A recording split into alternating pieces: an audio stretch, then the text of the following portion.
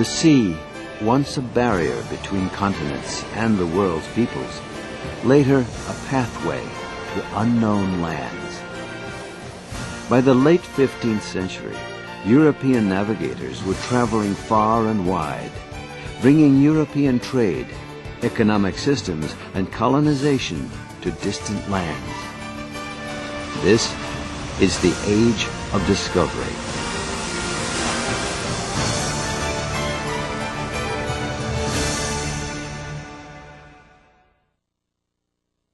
In our program, we have two subject matter experts. Teofilo Ruiz, Professor of History, University of California, Los Angeles. Bartolomé Diaz is one of the pioneers in this sailing down the coast of Africa and then making the turn, the Cape of Good Hope. Jeffrey Simcox, Professor of History, University of California, Los Angeles. Columbus, when he sets out in 1492, wants to establish trading relations with China and makes a contract with the Spanish crown for a cut of the proceeds. So, yes, financial motives are not to be discounted at all.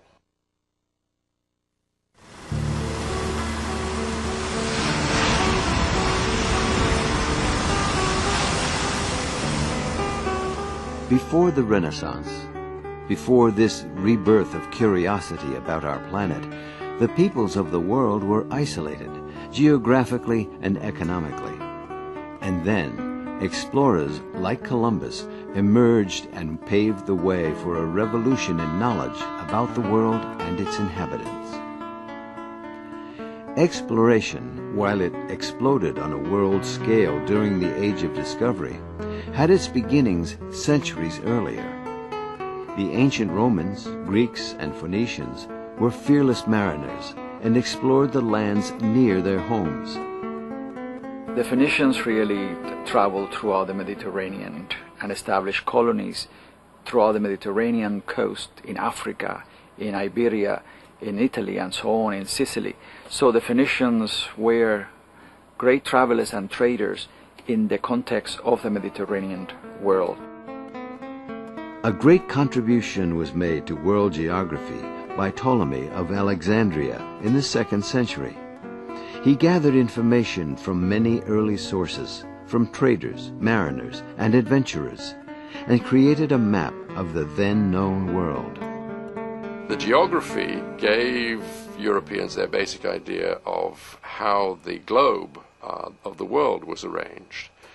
And if you look at maps arranged according to Ptolemy's system, you have a huge Eurasian continent which extends for about 180 degrees around the world's circumference, from China to the British Isles and Iceland. And that's attached to Africa. So you have this huge landmass, and then nothing the other side of it. Now, this is very important for Columbus, obviously, because Columbus, following Ptolemy's system of his description of the world, believed all you had to do was sail across this ocean from Spain or Portugal, and you would eventually hit China. Egyptians and Babylonians also ventured out to sea, and they left us maps of their view of the world, which are essentially maps of their own regions. In classical antiquity, probably the Phoenicians and the Carthaginians were the most daring of seafarers and explorers, and supposedly a Phoenician expedition did circumnavigate Africa, we are told. How believable this is, of course, a matter of scholarly debate. The most ambitious and far-reaching explorations of the post-classical period were the Norse voyages of the Vikings in the 9th and 10th centuries. Without leaving us maps of their journeys, they did leave some written accounts of their adventures. The voyages of Eric the Red and Leif Erikson took them from Scandinavia south to the British Isles, along the coast of France and Spain to the Mediterranean, north and west to Iceland, Greenland, and south to Labrador, Newfoundland, Nova Scotia, and probably America, as far south as Massachusetts. I think that the evidence is pretty convincing that the Vikings or the Norsemen were the first ones to really reach the New World. That is besides the natives who came 30,000 years ago through the Strait of Bering Straits. Further exploration of these lands would have to wait another 4 centuries.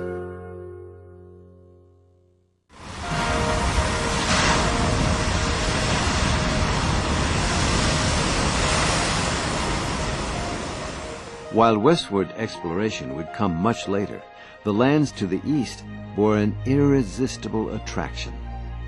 The travels of Marco Polo are among the most important. At the young age of 17, Marco Polo, along with his father and uncle, set out from their home in Venice in the year 1271 on a journey that would take them 24 years. Marco Polo, first of all, I think we have to define him not as an explorer. He wasn't an explorer, he was a merchant. And he went to China with his father and his uncle, as everybody knows, I think, as a merchant, also on a diplomatic mission for the Pope, who was hoping to convert the Mongol leadership to Christianity. But the importance of Marco Polo in the European imaginary is the description of the wonders of the East and of the wealth of the East, which will become a further incentive later on for a whole generation of travelers and discoverers and so on, who will be motivated by the image that Marco Polo has painted of the world beyond. It's particularly important because this was one of Columbus's favorite books. And it is from Marco Polo's description of the great rich empire of China that Columbus is inspired to sail westwards in search of it. So Marco Polo is very important as one of the major influences on Columbus's voyages.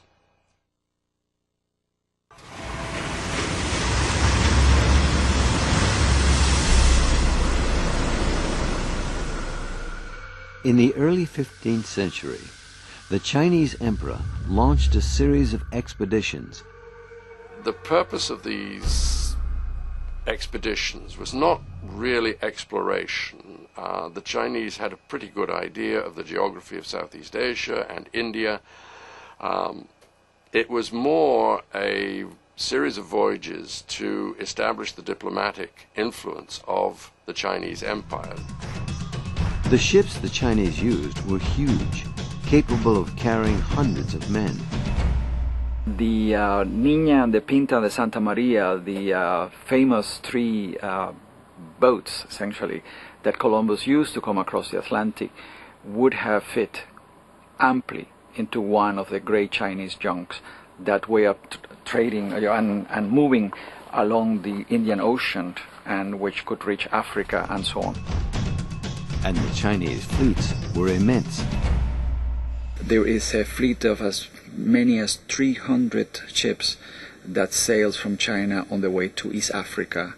Then they are called back by the emperor in China, and essentially China withdrew behind the Great Wall. These voyages were enormously expensive.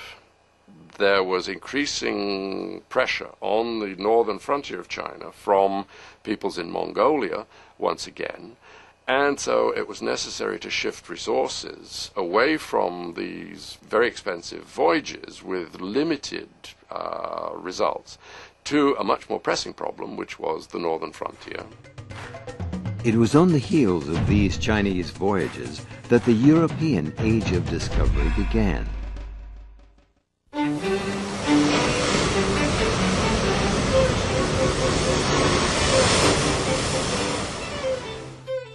One of the key figures in European exploration was Prince Henry the Navigator of Portugal. You could say that Europeans are already, especially Portuguese and Castilians, are already in that world of discovery and enterprise by the late 14th century. They are venturing into the Atlantic. So that not one single individual or person can be said by himself to have ushered this world. Columbus certainly was a beneficiary of what has gone before him. But if there is one person which one could pinpoint as essentially a leader in this ushering of this new world, certainly was Henry the Navigator. The explorations commissioned by this nobleman between 1419 and his death in 1460 inspired many of Portugal's explorers.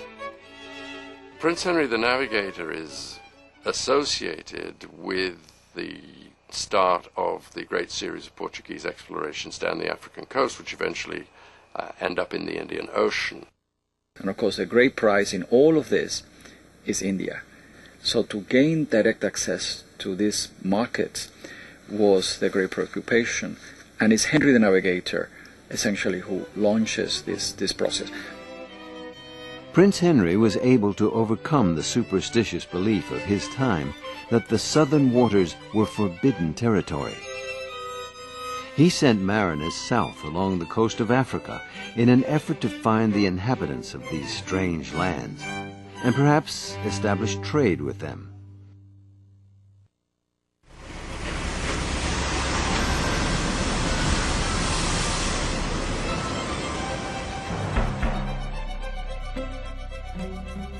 During the next 3 decades, roughly 1487 to 1522, Portuguese, English, and Spanish explorers visited much of the world. On one of these exploratory missions, in 1441, a 2-vessel expedition returned to Portugal with a dozen Africans. Many saw them as no more than curiosities, but some saw them as a commodity. The Portuguese in 1441 bring back the first consignment of African slaves who are brought to Portugal and landed and sold there. This is the beginning of the Atlantic slave trade, which will then burgeon into an enormous traffic by the 17th and 18th century. For the next 400 years, slavery remained an important part of Portugal's economy. And when the first colonies were established in America, slaves would be among the first settlers. But apart from slavery, the exploration of the western coast of Africa was important for another reason. Europeans wanted to find a sea route to India, where there was much money to be made in the trade of silks, cotton, precious stones, and above all, spices.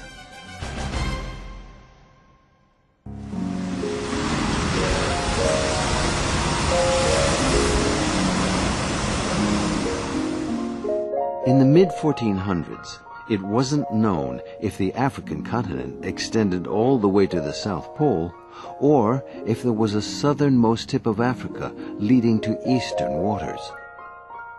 The man chosen by Portugal to find out was Bartholomew Diaz. He set sail in 1487 to discover if there was indeed a southernmost point of Africa. In the initial phase, the Portuguese had been interested simply in trading with West Africa. Gradually they get the idea that they can, following Ptolemy's scheme of geography, that you can get around the bottom of the African continent into the Indian Ocean, and then you can tap into the very, very lucrative spice trade, which goes across the Indian Ocean from what is today Indonesia to Arabia, Persia, and then into the Mediterranean. And Diaz in 1487 shows that this is possible. Although he encountered fierce storms near South Africa that sent him off course, as he headed east back to his original course, he found open sea and decided correctly that a seaway to India did exist. Diaz returned home triumphantly in 1488. King John II of Portugal named the tip of Africa discovered by Diaz the Cape of Good Hope.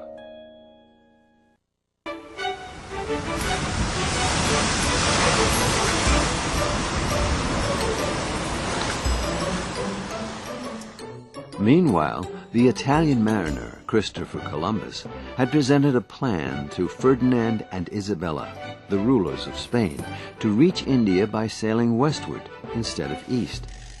The Portuguese experts, navigation experts, said that Columbus's calculations about the size of the globe were inaccurate and unreliable, and he wasn't really to be trusted. They didn't have any particular reason to follow his idea of going westwards to China and the great rich realms there. They already had an idea of how to get there. So eventually he sells his idea to the Spanish crown. It was not known at the time that the continents of North and South America existed. It was thought to be open ocean from Europe to Asia. Which is to say that if the New World will not have been there, Columbus would have never made it to India, because those three ships could not have sailed the Atlantic and the Pacific together. So essentially it was just simply a fortuitous event that there was this unknown land in the middle that he could reach. Otherwise, we will have never heard of Columbus again. In his 3 subsequent voyages, he continued to search for India.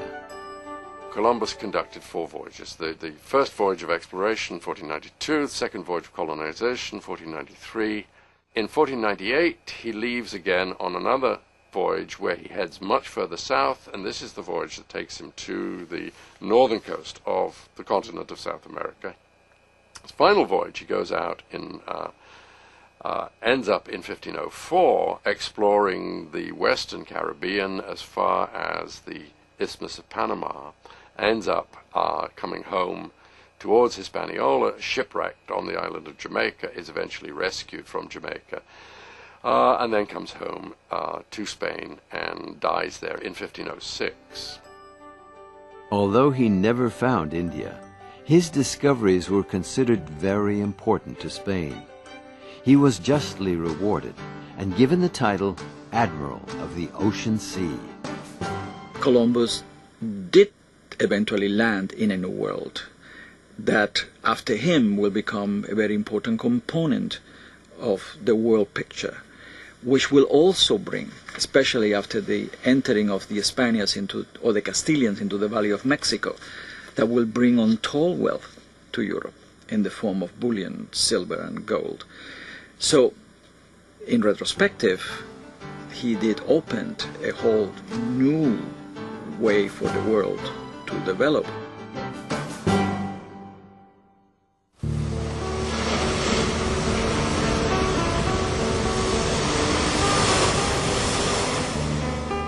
With the success of Diaz and Columbus, it became clear that Portugal and Spain were the world leaders in exploration.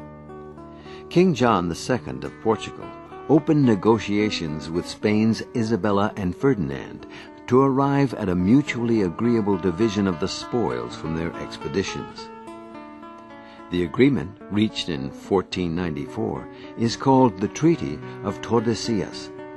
The Spanish and the Portuguese asked the Pope to help settle the dispute. So essentially what the Pope does, although the Pope is pretty much pressured by the Spaniards, is to set up a line of demarcation. Everything east of this line belongs to Portugal, and everything west of this line belongs to the Kingdom of Castile.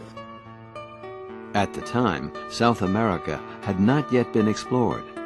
In later years, it became clear the demarcation line cut through eastern South America, giving Portugal the opportunity to claim Brazil.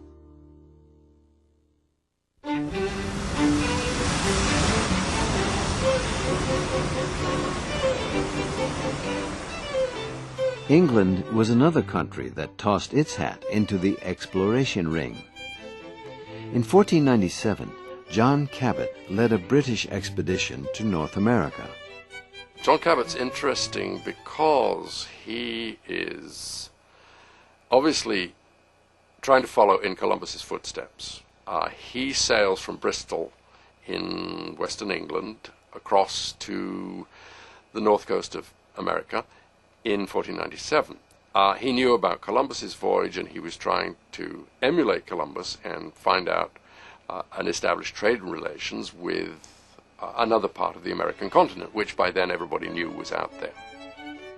Instead of the southerly route taken by Columbus, Cabot sailed an almost due west course that put him on an island called Belle Isle.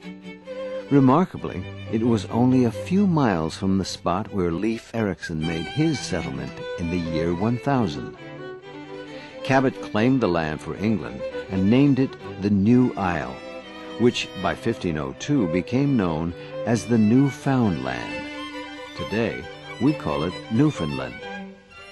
The region's most attractive asset was fish, thousands of them in wild abundance, which soon attracted fishermen from England, France, and Portugal.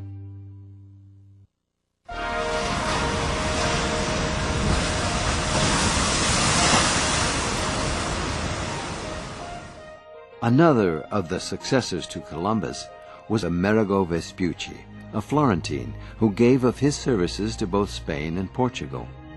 In 1501, in the service of Portugal, he spent 9 months exploring the eastern coast of South America, passing and naming the beautiful coastal port of Rio de Janeiro. He claimed to travel as far as latitude 50 degrees south before turning back for home. If the records of this latitude are correct, it gives Vespucci a prominent place among the explorers of South America. And of course, his story is picked up by a German mapmaker who names this new world after him.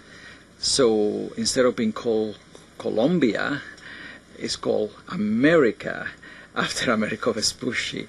So he gains this extraordinary fame, but his accomplishments were important but minor compared to that of many other explorers.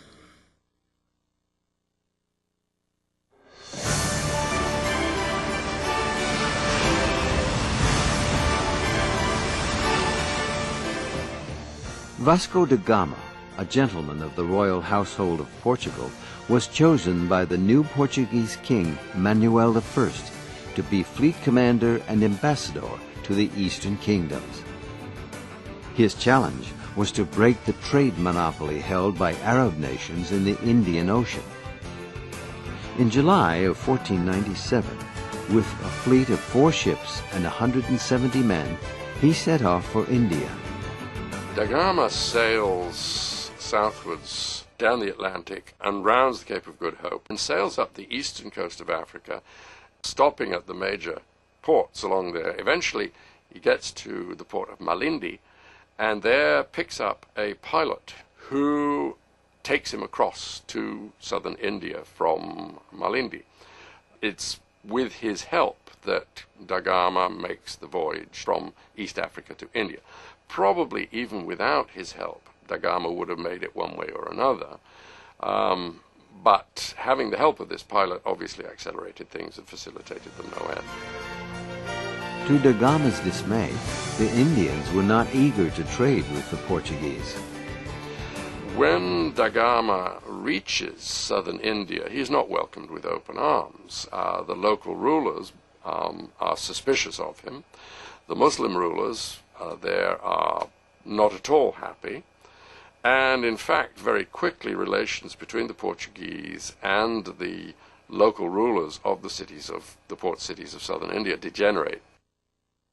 The Portuguese will eventually control the Indian Ocean, again by another technical development, which is introduction of broadside artillery. They can blow you off the water. They don't have to board you. They can kill you up from afar with guns, which are now placed on board of the ship. The King of Portugal bestowed on him the auspicious title, Lord of the Conquest, Navigation, and Commerce of India, Arabia, and Persia.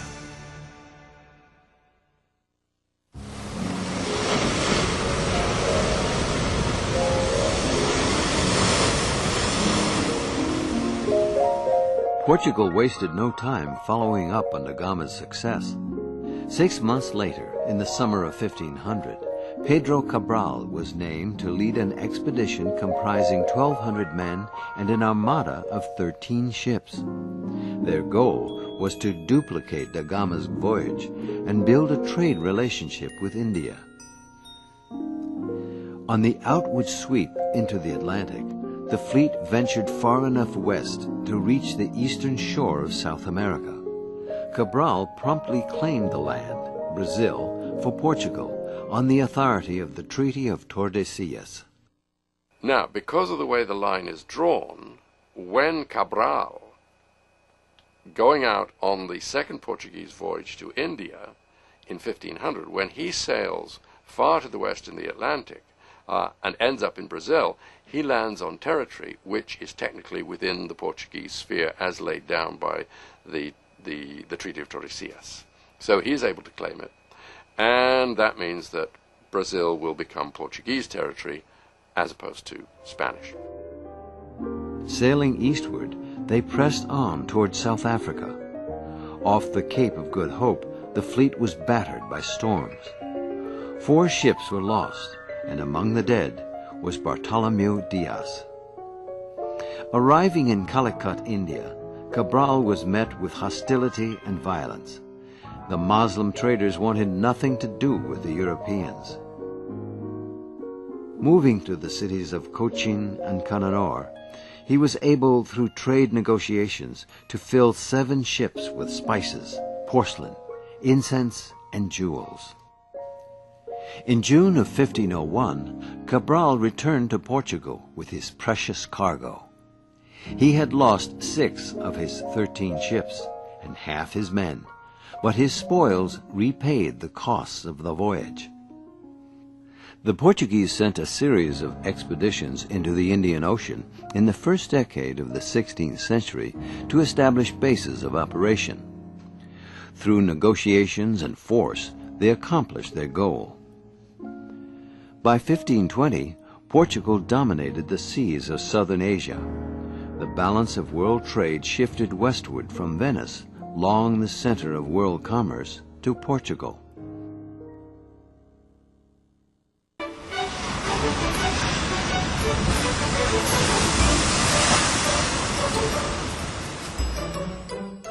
Only one achievement lay ahead for the age of discovery: the circumnavigation of the world.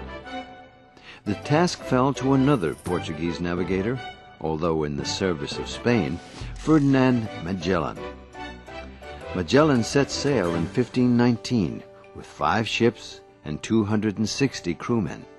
Magellan is sent off, again, with a relatively small fleet of small ships. These were not big vessels, these were exploration vessels. And in 1520 he rounds the southern tip of South America and gets into the Pacific, and then sails across the Pacific. Eventually they make it to the Philippines, and it is in the Philippines in 1521 that Magellan is killed in a fight between 2 local chiefs. The fleet by then has been reduced to a couple of rotten ships, and one of his junior commanders, Del Cano, who is a Basque sailor, is in fact the skipper who brings the whole expedition home. Of the 5 ships and 260 men, only 1 ship, the Victoria, crewed by 18 men, came back. The violence in the Philippines, mutiny, scurvy, and shipwreck claimed the others.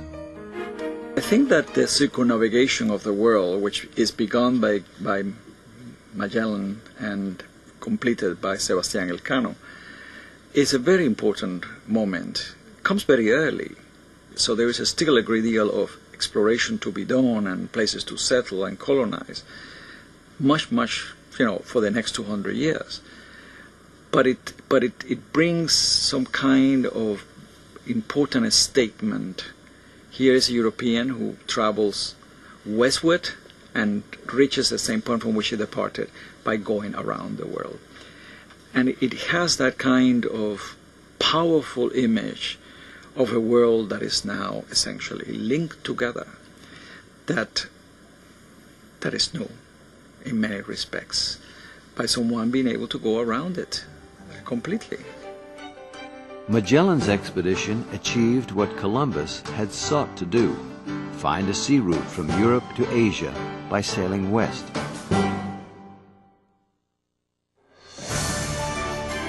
The intrepid explorers of the Age of Discovery during the late 15th and early 16th centuries did not set out to change the world, but they did. They ended the isolation of Europe. They opened trade routes around the world. They claimed new possessions for the flags of their countries and established colonies. Their voyages opened the door to hundreds of explorers who followed them.